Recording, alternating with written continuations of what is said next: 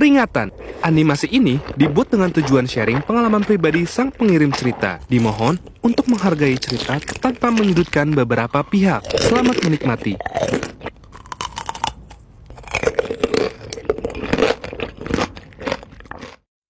Hai Sobat GPC, kenalin, nama gue Eliza.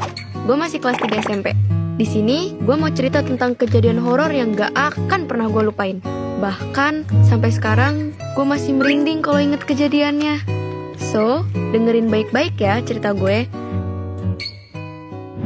Jadi, waktu itu adalah hari Minggu. Keluarga gue ngajak jalan-jalan ke kota sebelah buat pergi ke air terjun. Ya, buat healing-healing manja aja, hehehe. Kita semua setuju buat pergi naik mobil. Sampai di sana tuh, siang hari pas lagi panas-panasnya banget. Gue langsung cepet-cepet makan aja karena udah lapar banget. Setelah makan, kita main di air terjun itu. Nah, gue itu anak emang peka banget sama hal yang berbau mistis. Apalagi soal kode-kode cinta. Gue peka banget. Tapi, fokus kita soal mistis ya pemirsa. Jadi, dari awal sampai ke air terjun, gue udah ngerasa gelisah banget merhatiin sekeliling. Samar-samar suara desiran angin dari alam seakan memanggil.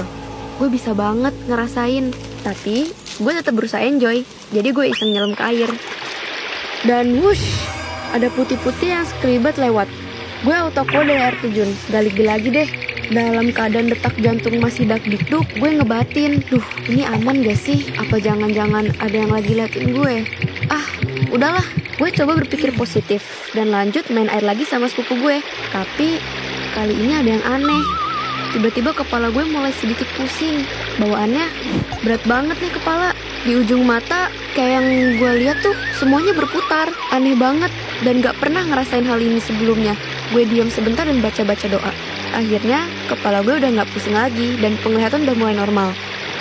Karena kita ini jalan-jalan bertujuan healing buat ngilangin stres, gue mutusin buat gak cerita ke sepupu-sepupu gue soal kejadian tadi biar mereka gak khawatir.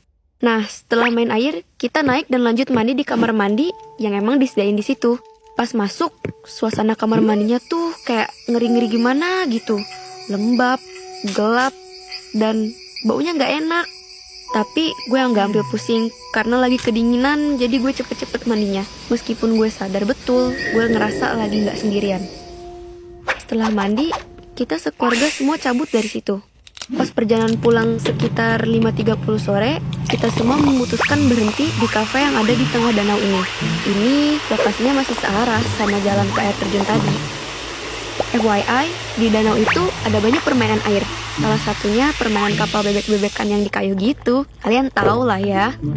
Kita semua udah mesen makanan dan itu lama banget datangnya. Karena gue dan dua sepupu gue udah bosen, akhirnya kita mutusin buat main sampan bebek dulu. Sekitar 20 menitan sebelum maghrib.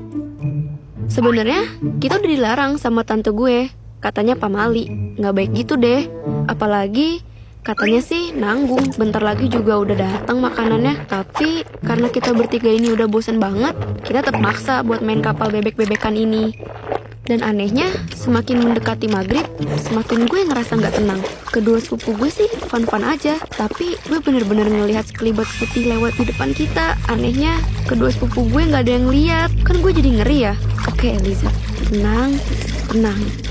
Pas kelar azan maghrib, kita dipanggil tuh sama tante gue. Katanya makanan udah ready. Jadi bukannya buru-buru sholat, gue sama dua sepupu gue malah makan duluan. Hahaha. Soalnya lapar banget. Cacing di perut udah pada demo nih. Pulang dari situ, kita semua nyampe rumah sekitar jam 8 malam. Kita ngumpul dulu di rumah gue. Gue maksa kakak-kakak sepupu gue buat tidur di rumah gue. Soalnya gue pengen banget cerita soal kejadian yang tadi gue alamin pas di air terjun tadi. Tapi mereka berdua nolak ajakan gue. Ya udah deh, nggak apa-apa. Habis itu mereka pulang dan sisa gue, mama, ayah, dan adik yang ada di rumah.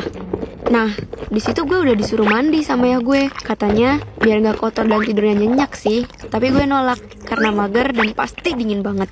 Gue tiba-tiba ngide ngajak mama buat tidur di ruang tamu. Tapi mama nolak karena katanya banyak nyamuk. Dan mama malah nawarin gue buat tidur di kamarnya. Tapi karena gue udah males, gue tolak deh.